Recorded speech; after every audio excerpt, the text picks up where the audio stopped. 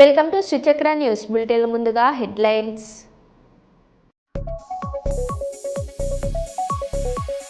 నాలుగు లేబర్ కోడ్ల రద్దుకై మే 20న బొగ్గు గన్లపై నల్ల బ్యాడ్జీలతో నిరసన.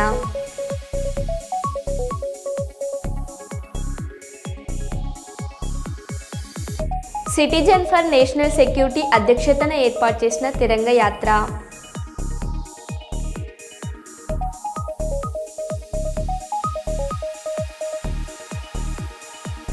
మీకోసం కార్యక్రమంకు వచ్చి చెవిదిద్దులు తీసి అధికారుల టేబుల్పై ఉంచిన యువతి.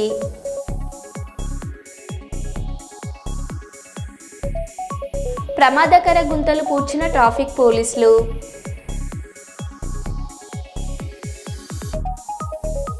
ఎలిగేడు మండలం ముప్పిరితోట గ్రామంలో భూభారతి చట్టంపై అవగాహన సదస్సు.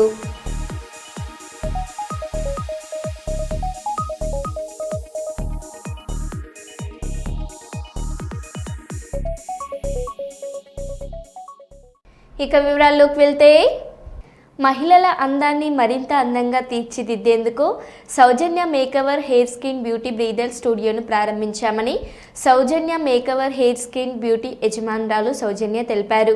సౌజన్య మేకవర్ యజమానురాలు సౌజన్య మాట్లాడుతూ 20 ఏళ్లుగా 6,000కు పైగా మహిళలకు, పెళ్లి కూతుర్లకు, యూట్యూబ్ ఛానల్ యాంకర్స్కు మేకప్ చేశానని, ఎవరిపై ఆధారపడకుండా స్వశక్తితో మహిళలు ఎదుర్కొనేందుకు ఉచితంగా ఎంతో మందికి పని నేర్పించానని, కర్నూలు నగరంలోని వెంకటరమణ కాలనీలో అపోలో ఫార్మసీ పక్కన Soujanya makeover hair skin beauty బ్రీడర్ ప్రారంభించామని, వెంకటరమణ కాలనీలో మహిళలందరూ సందర్శించాలని కోరారు.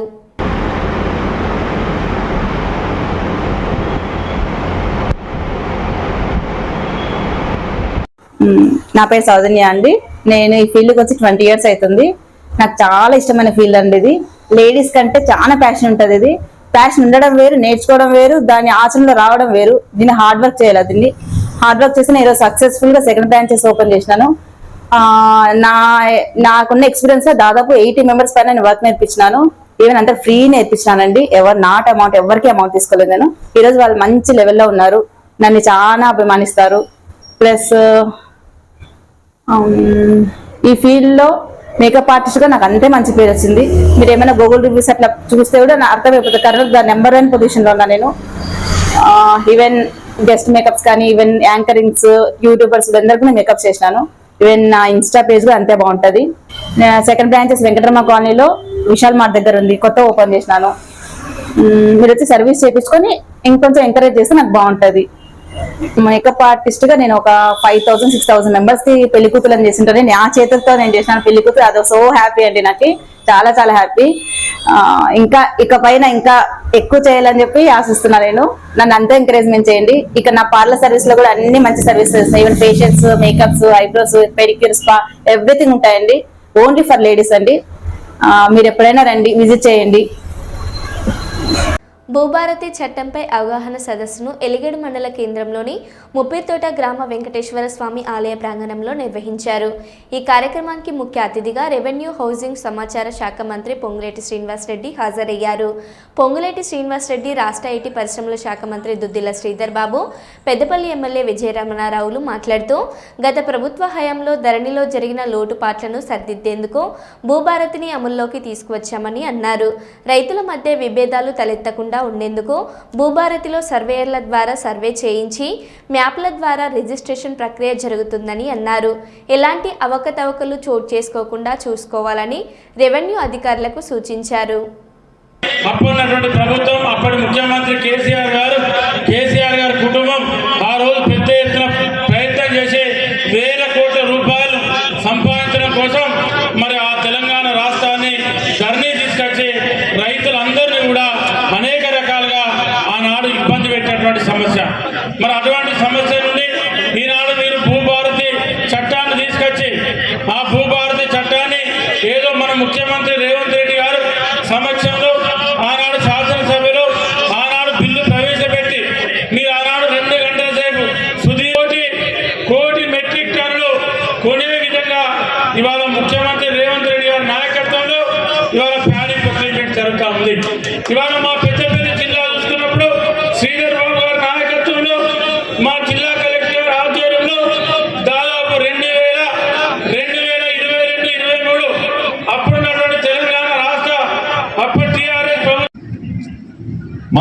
ప్రభుత్వం ఏర్పడ్డ తర్వాత ఈరోజు ప్రధానంగా సుల్తానాబాద్కు సంబంధించి పెద్దపల్లికి సంబంధించి బైపాస్ రోడ్డు నిర్మాణానికి అనుమతులు పొంది శాంక్షన్ పొందడం జరిగింది. అతి త్వరలో ఆ పనులను కూడా ప్రారంభోత్సవం చేయడం జరుగుతుంది. ఈరోజు అందుకోసమే చెప్తా ఉన్నాం, రాజకీయాలకు అతీతంగా మేము ఉంటామని కాంగ్రెస్ పార్టీకి సంబంధించిన మన నాయకుడు రాహుల్ గాంధీ గారితో పాటు ఈ రాష్ట్రానికి సంబంధించిన ముఖ్యమంత్రి గారు కానీ మన పిసిసి అధ్యక్షుల వారు కానీ నిలబడి మేమున్నా ముందుకు నడవండి అని చెప్పినాం. ఏమైనది? అమెరికా పెత్తందారులకు వారు ఈరోజు మన దేశానికి సంబంధించి అంశం విషయంలో విస్తృత స్థాయి ధరణి మీద ఏదైతే ఇబ్బందులు ఉన్నాయో రాష్ట్ర వ్యాప్తంగా ఇదే ఎలిమినేడు మండలాన్ని ఏరుకొని సుల్తాన్పూర్ గ్రామంలో సుదీర్ఘమైన చర్చ, ధరణితో రైతన్నలు ఏ రకంగా ఇబ్బంది పడుతున్నారో ఆనాడు చర్చ పెట్టారు. మీ దీవెనలతో ఇందిరమ్మ ప్రభుత్వం వచ్చిన మరుక్షణమే ధరణికి మోక్షం కలిగించి పేదవాడు కోరుకునే చట్టాన్ని తెస్తామని ఆనాటి మన నాయకులు ఆదేశానుసారం, సూచనలనుసారం ఈనాడు తెలంగాణ రాష్ట్ర వ్యాప్తంగా 6,000 మందిని ప్రైవేటు సర్వేర్లని లైసెన్స్ ఇచ్చి 3 నెలలు వాళ్ళకి ట్రైనింగ్ ఇచ్చి వారి ద్వారా ప్రతి మండలానికి 8 నుంచి 10 మంది తగ్గకుండా సర్వేలు ఉండే విధంగా ఆల్రెడీ ఆ ఏర్పాట్లు చేశాము. రాబోయే వారం రోజుల్లో ఈ సర్వేలకి ట్రైనింగ్ ఇచ్చే కార్యక్రమం కూడా మొదలు కాబోతుంది. ప్రతి రెవెన్యూ విలేజ్ రాష్ట్ర వ్యాప్తంగా 10,956 గ్రామాలు రెవెన్యూ గ్రామాలు ఉన్నాయి. ఈ రెవెన్యూ గ్రామాలలో గతంలో విఆర్ఏ విఆర్ఓ వ్యవస్థ ఉండేది. ఆనాటి ముఖ్యమంత్రి గారి నిర్ణయం వల్ల ఆ వ్యవస్థని మొత్తం రోడ్డును పడేశారు. మన ప్రజా ప్రభుత్వం ఇందిరమ్మ ప్రభుత్వంలో ఈ 10,956 గ్రామాలకి రెవెన్యూ వ్యక్తుల్ని జూన్ 2వ తారీఖు నుంచి నియమిస్తున్నాము. దీనివల్ల ప్రతి డిసెంబర్ 31వ తారీఖు నాడు గతంలో లాగా ప్రతి సంవత్సరము జరిగే ఆ రెవెన్యూ గ్రామంలో ట్రాన్సాక్షన్స్ అన్నిటినీ జమాబందీ ద్వారా పరిష్కరించే కార్యక్రమాన్ని డిసెంబర్ 31వ తారీఖు నాడు ప్రతి సంవత్సరం జమాబందీ కార్యక్రమాన్ని కూడా చేపడుతున్నాము. అంతేకాదు, ఏదైతే చిన్న చిన్న ఇంటి పేరు తప్పుబడో, వ్యక్తి పేరు తప్పుబడో, 10 ఎకరాల భూమి ఉంటే 10 కుంటలు భూమి ఉందనో వివిధ కారణాల చేత ఏ రైతన్నలైతే గడిచిన 10 సంవత్సరాలు కర్నూలు నగరం నడిబొడ్డున ఎస్టీబీ శ్రీ కళాశాల మైదానంలో మే 23, 24, 25 తేదీల్లో క్రెడాయి ప్రాపర్టీ బిల్ టు టేక్ షోను అవుతుందని కార్పొరేటర్ నిర్వాహకులు శ్రీనివాసులు తెలిపారు.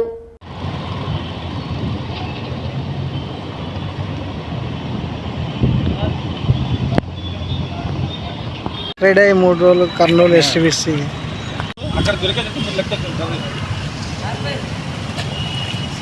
सीधा उधर नको जा सीधा तुम्ही कर्नूल ఎంతమంది ఉన్నారు స్లీపర్ उधर नको सीधा ले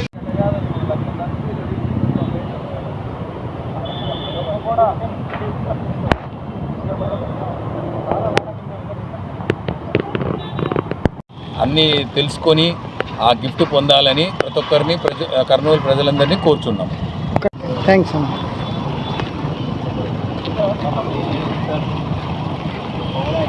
వస్తుంది లేదా మనకు కావాలి అనుకుంటే బుక్ చేసుకోవచ్చు, ఇక్కడ సద్వినియోగం చేసుకోవచ్చు. ఇక్కడ వచ్చిన ప్రతి ఒక్కరికి కూడా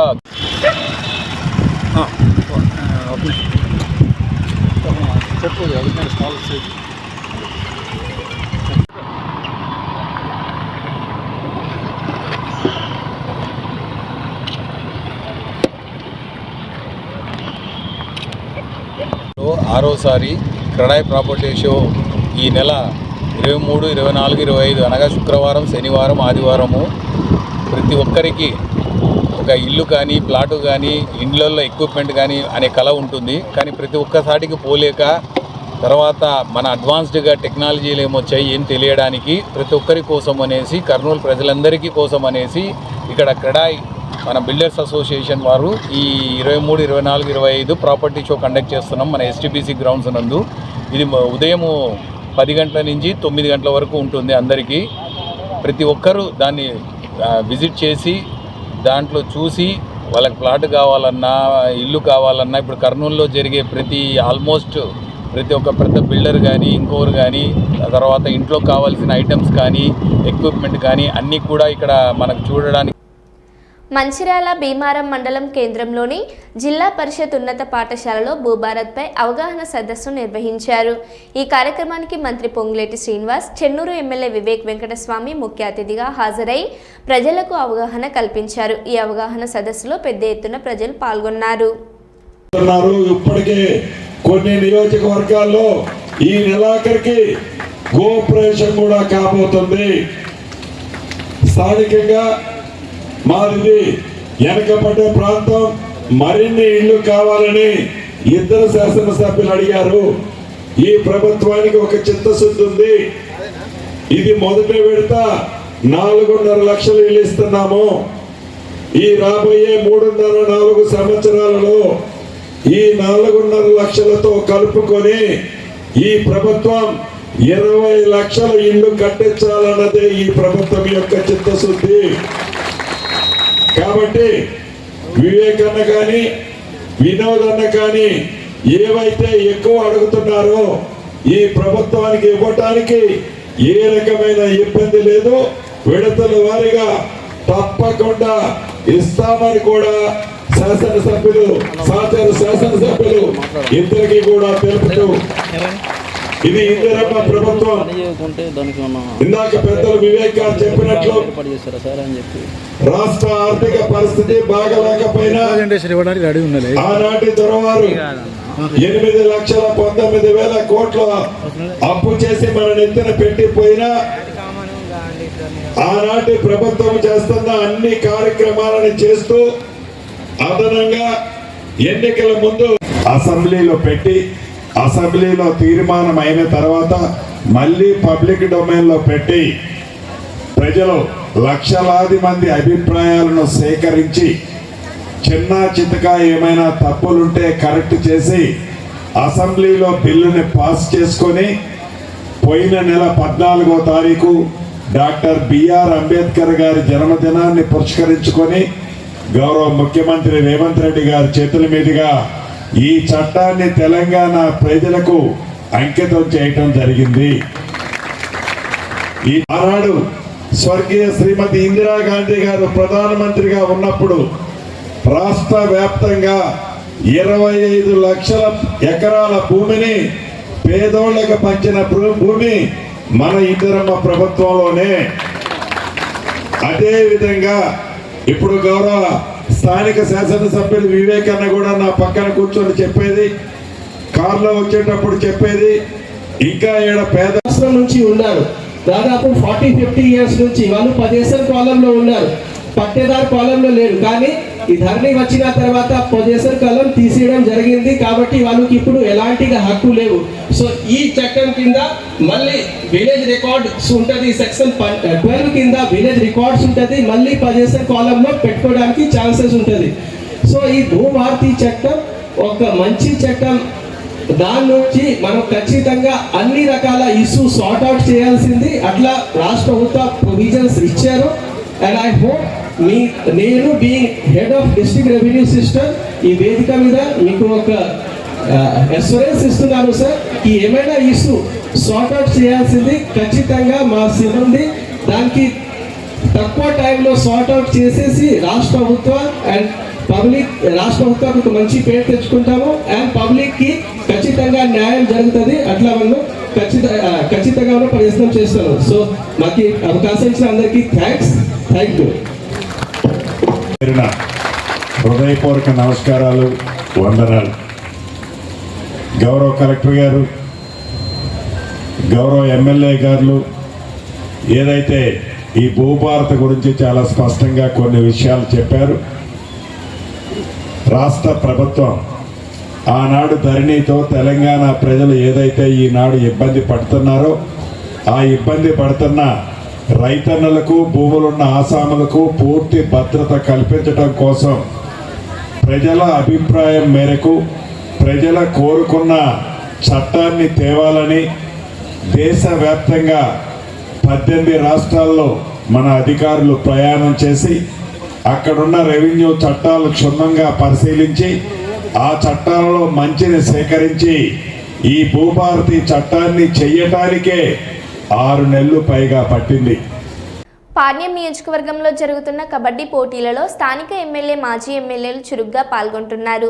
అయితే ఓవైపు పాణ్యం శాసనసభ్యులు గౌరు చరితారెడ్డి నన్నూరులో చర్చి ప్రతిష్ట కార్యక్రమంలో భాగంగా కబడ్డీ పోటీలను ప్రారంభించారు. మరోవైపు పాణ్యం మాజీ శాసనసభ్యులు కాటసాని రాంభూపాల్ రెడ్డి లక్ష్మీపురంలో చర్చి వార్షికోత్సవం సందర్భంగా కబడ్డీ పోటీలను ప్రారంభించారు. నన్నూరు, లక్ష్మీపురం గ్రామస్తుల్లో జోష్ నింపనున్నట్లు ఉంది.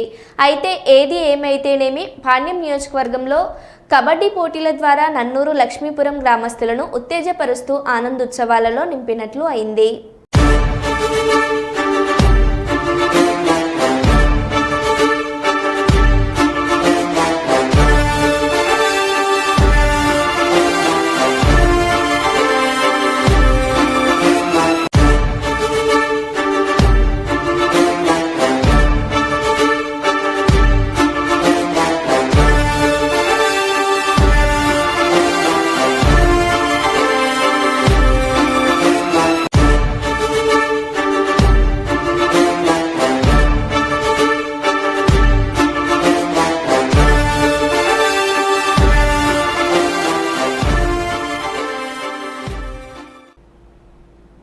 ఈ కుటుంబంలో జరిగిన విషాద ఘటన ఇంకొకరికి జరగకుండా ప్రభుత్వం చర్యలు తీసుకోవాలి. ఇంత పెద్ద అగ్ని ప్రమాదం జరిగినప్పుడు అంబులెన్స్లో ఆక్సిజన్ మాస్క్ లేకుండా, ఫైర్ ఇంజన్లో నీళ్లు లేకుండా ఘటన స్థలానికి రావడం వల్లనే మా కుటుంబ సభ్యులను కోల్పోయామని బాధితులు చెబుతున్నారు అని కేటీఆర్ అన్నారు. నిన్న జరిగిన దుర్ఘటన హైదరాబాద్ చరిత్రలోనే అతిపెద్ద దుర్ఘటన. అగ్ని ప్రమాదం ఏదైతే జరిగిందో ఒకటే కుటుంబంలో 17 మంది చచ్చిపోవడం అంటే నిజంగా కూడా మనసున్న ఎవరికైనా నిన్న ఆ సంఘటన దృశ్యాలు, ఆ తర్వాత వాళ్ళ కుటుంబ సభ్యుల ఆర్తనాదాలు వింటే గుండె కదిలిపోయే పరిస్థితి. బాధాకరం ఏంటంటే ఇక్కడికి వచ్చిన తర్వాత కుటుంబ సభ్యులు అగర్వాల్ సమాజం యొక్క వాళ్ళ కుటుంబం యొక్క సభ్యులతో మాట్లాడుతుంటే 2.5 పాపను నిన్న అక్కడ సమాధి చేసి వచ్చినాం. అంతకంటే మాకు ఈ జీవితంలో ఇంతకంటే దౌర్భాగ్యమైన రోజు ఇంకోటి ఉండదు. మేము ఎందుకు బతుకున్నామా అనే బాధ అవుతుంది సార్. మేము ఎవరిని నిందిస్తలేము, ఎవరిని ఏమంటలేము. కానీ ఇక్కడ అగ్ని ప్రమాదం జరిగిందని చెప్పంగానే ఏ ఫైర్ బ్రిగేడ్ అయితే వచ్చిందో అది నీళ్లు లేకుండా అరకొరగా వస్తే లాభమైంది, వసతులు లేకుండా వస్తే లాభమైంది. వచ్చిన ఆ ఫైర్ సర్వీస్ వాళ్ళు కూడా మాకు మాస్క్ లేదు కాబట్టి లోపలికి పోలేకపోతున్నామంటే ఇంతకంటే అన్యాయం ఉంటుందా? అట్లే వచ్చిన అంబులెన్స్ లో కూడా మాస్కులు పెట్టకపోతే, ఎందుకంటే ఎప్పుడైనా అగ్ని ప్రమాదంలో ఆ పొగతోని ఊపిరాడదు, ఆ ఊపిరాడకనే ఊపిరి పోతుంది, ప్రాణాలు పోతాయి. అట్లాంటప్పుడు ఆక్సిజన్ మాస్కులు లేకుండా, అట్లాంటప్పుడు వచ్చిన అంబులెన్స్ లో కనీస సౌకర్యాలు లేకుండా వస్తే ఎట్లా? ఆ సౌకర్యాలు ఆ ఫైర్ ఇంజన్ల అంబులెన్స్ లో ఉంటే కొన్ని ప్రాణాలు బతుకుతుండే, కొంతమంది అన్న మా వాళ్ళు బతుకుతుండే అనే బాధ. ఇలా రాజకీయం లేదు, ఎవరిని తిట్టేది లేదు. కానీ ఒకటి మాత్రం వాస్తవం, ఇంత లాపర్వా ఉంటే మాత్రం ప్రజల ప్రాణాలు మల్లబోయే ప్రమాదం ఉంది. వాళ్ళు ఎంత గొప్ప వాళ్ళంటే ఒకటే కుటుంబంలో 17 మంది చచ్చిపోయినాక కూడా వాళ్ళు అంటున్న మాట ఏంది ఇక్కడికి వచ్చినాకంటే ఎవరిని తిడతలేరు, వాళ్ళు రాజకీయం చేస్తలేరు, ఎవరిని ఫలానా వాళ్ళు మంచోళ్ళు కాదు చెడ్డోళ్ళు అంటలేరు. మాకు ఇక్కడుండే హిందువులు సాయం చేసిండ్రు, ఇక్కడుండే ముస్లింలు సాయం చేసిండ్రు, అందరు వచ్చిండ్రు, అందరు సహాయపడ్డారు, అందరు కాపాడిండ్రు. కానీ మాకు జరిగింది ఇంకొకరికి జరగద్దు. కనీసం ఇప్పుడన్నా ప్రభుత్వం మేల్కొనాలే, ఇప్పుడన్నా ముందుకొచ్చి ఈ రాష్ట్రంలో, ఈ నగరంలో మళ్ళొక్క ప్రాణం ఫైర్ యాక్సిడెంట్ లో పోకుండా కాపాడండి సార్. మాకు అంతకంటే ఏమొద్దు. దయచేసి మీరు వచ్చిండ్రు సంతోషంగా, భవిష్యత్తులో ఇట్లా కాకుండా చూసుకోండి అని ఒకటే ఒక్క మాట వాళ్ళు చెప్తున్నారు.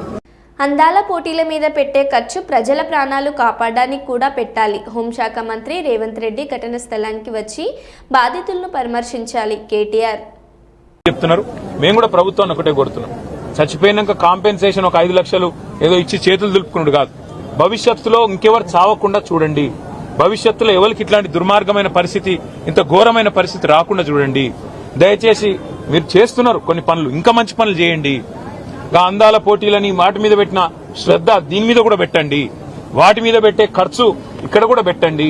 ఇక్కడనే కాదు, ఒక ఓల్డ్ సిటీనే కాదు, హైదరాబాద్ అనే కాదు, రాష్ట్రంలో ఏ మారుమూల పల్లె గాని పట్టణంలో గాని యాక్సిడెంట్ అయ్యింది అంటే వెంటనే ప్రాణాలు కాపాడుతందుకు కావాల్సిన సరుకు సరంజామా, మనుషులు, ట్రైనింగ్ ఇవన్నీ ఉండాలి.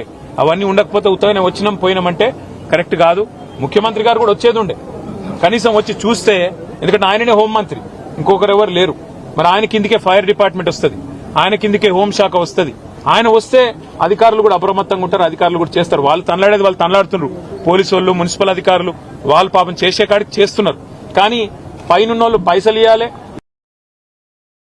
సింగరేణి యాజమాన్యం విడుదల చేసిన నూతన బదిలీ విధానాన్ని నిరసిస్తూ ఐఎన్టీయూసీ సెక్రటరీ జనరల్ రాష్ట్ర కనీస వేతనాల సలహా మండలి చైర్మన్ శ్రీ బి జనక్ ప్రసాద్ ఆదేశానుసారం సింగరేణి వ్యాప్తంగా యాజమాన్యం తీసుకువచ్చిన నూతన బదిలీ విధానాన్ని నిరసిస్తూ చేపట్టిన నిరసన కార్యక్రమంలో భాగంగా ఈరోజు మందమరి ఏరియాలోని కాసిపేట 1 ఇంక్లైన్ గనిపై కార్మికులతో కలిసి నల్ల బ్యాడ్జీలను ధరించి నిరసన వ్యక్తం చేస్తూ మేనేజర్ భూశంకరయ్య గారికి వినతి పత్రాన్ని సమర్పించడం జరిగింది. కేవలం ఒక బ్యాచ్ కే ఇక్కడ ఎందుకు ఇప్పిస్తాను లేట్ గా పెట్టంటే, ఇక్కడ ట్రైనింగ్ ఇచ్చిన వాళ్ళకి ఈ ప్రాంతంలో ఉద్యోగాలు ఇస్తారు కాబట్టి ఆ ట్రైనింగ్ ఇప్పించడం జరిగింది. అప్పుడు దాన్ని ఆ రోజు కూడా మేము వ్యతిరేకించడం జరిగింది. మిత్రులారు ఇప్పుడు కూడా ఆలోచించండి. అందరికీ గోదావరికంలో ట్రైనింగ్ ఇప్పిస్తూ అక్కడనే ఆర్డర్లు ఇస్తూ ఆనే ఉద్యోగం ఇస్తాను కాబట్టి ఆ ఉద్యోగ పరంగా కూడా ఇప్పుడు కొత్తగా తీసుకొచ్చిన సర్కారు ప్రకారంగా కొత్తగా నియమించినటువంటి కార్మికుని 3 సంవత్సరాల దాకా ట్రాన్స్ఫర్ లేదని చెప్పి ఒక నిబంధన పెట్టుకుని యజమాని ఏం చేసింది, ఎక్కడైనా కూడా కనీసం ఒక ఇంట్లో బిడ్డ పెళ్లైనా కొడుకు పెళ్లైనా తన కుటుంబ సభ్యులను సంప్రదించుకొని ఏం చేయాలి, ఎట్లా చేయాలనే ఆలోచన ఉంటుంది. కానీ ఇక్కడ ఉన్నటువంటి యాజమాన్యం గుర్తింపు సంఘం లేకుండా కనీసం ఎక్కడైతే మేము కూడా కొన్ని చోట్ల గెలిచినాం, యూనియన్కు సంబంధం లేకుండా యాజమాన్యం దొంగ సర్క్యులర్ ఇస్తూ కార్మికులను భయాందోళనకు గురి చేస్తూ రకరకాలటువంటి భయాందోళనకు గురి చేసి కార్మికులను గందరగోళానికి గురి చేస్తుంది. మిత్రులను మీరు ఆలోచించండి. కార్మికులకు ఒకవైపు ప్రొడక్షన్ రావాలంటే కార్మికులకు నువ్వు చేయవలసిన పద్ధతులు ఏదైతుందో చేయకుండా, కార్మికులకు రావాల్సిన హక్కులు ఇవ్వకుండా, కార్మికులకు మెటీరియల్ ఇవ్వకుండా, కార్మికుల మనశ్శాంతి లేకుండా చేసేటువంటి యాజమాన్యం ఒకవైపు కంపెనీ భవిష్యత్ కార్యక్రమం ఆలోచించకుండా ఈ రకంగా సర్క్యులర్ ఇస్తూ కార్మికుల మిత్రులారా, ఎన్నోసార్లు కూడా మనం గత ప్రభుత్వం ఉన్నప్పుడు కూడా చెప్పినాం.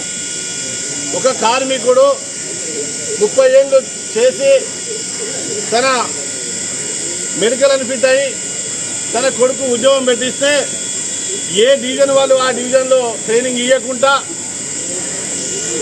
ఒక్కసారి 2 దఫాలుగా మందమరి డివిజన్లో ఇప్పించుకోవడం కూడా జరిగింది. అంటే వాళ్ళ ప్రభుత్వం ఉండి అప్పుడు తెలంగాణ ప్రభుత్వం ఉన్నప్పుడు లీడర్ల కొడుకులకు మాత్రమే మందమరి డివిజన్లో ట్రైనింగ్ ఇప్పించిన సందర్భం జరిగింది. మేము ఆ రోజు కూడా వ్యతిరేకించినాం. ఇంతకంటే ముందు ఇంతకంటే వెనుక వాళ్ళకు కూడా ఇక్కడ ట్రైనింగ్ ఇవ్వకుండా కేవలం ఒక బ్యాచ్కే ఇక్కడ ఎందుకు ఇప్పిస్తాను ఇంత లేట్గా పెట్టంటే, ఇక్కడ ట్రైనింగ్ ఇచ్చిన వాళ్ళకి ఈ ప్రాంతంలో ఉద్యోగాలు ఇస్తారు కాబట్టి ఆ ట్రైనింగ్ ఇప్పించడం జరిగింది. అప్పుడు దాన్ని ఆ రోజు కూడా మేము వ్యతిరేకించడం జరిగింది. మిత్రులారు ఇప్పుడు కూడా ఆలోచించండి. అందరికీ గోదావరికంలో ట్రైనింగ్ ఇప్పిస్తూ అక్కడనే ఆర్డర్లు ఇస్తూ ఆనే ఉద్యోగం ఇస్తాను కాబట్టి ఆ ఉద్యోగ పరంగా కూడా ఇప్పుడు కొత్తగా తీసుకొచ్చిన సర్కారు ప్రకారంగా కొత్తగా నియమించినటువంటి కార్మికుని 3 ఉండి ఉద్యోగం చేసుకుందామని చెప్పి అనుకుంటే ఆ సౌకర్యం కూడా యాజమాన్యం గొడవడతాను. అంటే మిత్రులారా మీరు ఆలోచించండి. ఇలాంటి సర్క్యులర్ని తీసుకొచ్చి యజమాన్యం మీరు విపరీతమైనటువంటి కార్మిక వర్గంపై ఉక్కుపాదం మోపుతుందంటే మీరు అంత ఆలోచించాల్సిన అవసరం ఉన్నది. గతంలో కూడా మీకు చెప్పాం ఏదంటే యజమాన్యానికి వర్కర్స్కి ఏ విధంగా ఉండాలని చెప్పి గతంలో జనరల్ మేనేజర్ గారు చెప్పాం. సీఎం నేను బలరాం గారు కూడా నిన్నాకంగా కూడా అన్ని బయట తిరిగి మీ కష్ట నష్టాలు ఏమున్నాయి, మీకు ఏ రకమైన ఇబ్బందులు ఉన్నాయి, ఈ పాలసీ ఎట్లున్నది అని చెప్పి వస్తే అప్పుడు వాళ్ళు అనుకున్నట్టు ప్రకారంగా చెప్తే చాలా మంది మేము చెప్పడం జరిగింది. అయ్యా బాయిల మీద ప్రొడక్షన్ మీద చెప్తాను, కార్మికులకు సంబంధించిన మెటీరియల్ ఇవ్వట్లేదు, ఒక టెక్నీషియన్ చూడట్లేదు, ఒక ఓర్మెన్ కూడా ఈ రకంగా సూపర్వైజర్లు ఒకవైపు వర్కర్స్ను రాకి రంపన పెట్టినటువంటి యజమానానికి రాబోయే రోజుల్లో మీరందరూ ఇలాంటి సర్కిల్ ఇచ్చి భయాందోళన చేస్తుంది. కాబట్టి మిత్రులారా మీరంతా భయపడకండి. ఈ సర్కిల్ని కూడా రిటర్న్ తీసుకున్నంత వరకు ఖచ్చితంగా ఐఎన్టీయూసీ కార్మిక పక్షాన్ని ఉంటుంది, కార్మిక సమస్యల పైన కొట్లాడుతుంది. ఏదైతే రేపు ఏమైనా దశల వారి పోరాటం చేయాల్సిన అవసరం కూడా ఉన్నది. ఇంకా మిగతా సంఘాల మిత్రులకు కూడా మేము చెప్తున్నాం, కార్మిక పక్షాన నిన్నాక మొన్న 20వ తారీఖు నాడు జాతీయ సమ్మెకు కూడా మేము కాంగ్రెస్ ప్రభుత్వం స్టేట్ గవర్నమెంట్ ఉన్నప్పటికీ కూడా మేము కార్మిక పక్షాన ఉంటామని చెప్పి 20వ తారీఖు నాడు కూడా సమ్మెకు కూడా మేము మద్దతు చేయడం కూడా జరిగింది. అదేవిధంగా కూడా ఈ యొక్క సర్క్యులర్ పైన కూడా ఏ సంఘాలు వచ్చినా కూడా కలుపుకొని ఈ సర్క్యులర్ని కూడా రిటర్న్ చేసేంత వరకు కూడా కార్మిక పక్షాన కానీ మిగతా సంఘాలతో కూడా మేము సంప్రదించడానికి కూడా మేము సిద్ధంగా ఉన్నాం. మిత్రులను మీరు అందరూ ఖచ్చితంగా ఒకసారి ఆలోచించవలసిన అవసరం ఉందని చెప్పి మీ అందరినీ ఈ వేదిక ద్వారా మీ అందరినీ కోరుకోవడం జరుగుతుంది. మరో బులెటిన్లో మళ్ళీ కలుద్దాం. Stay tune.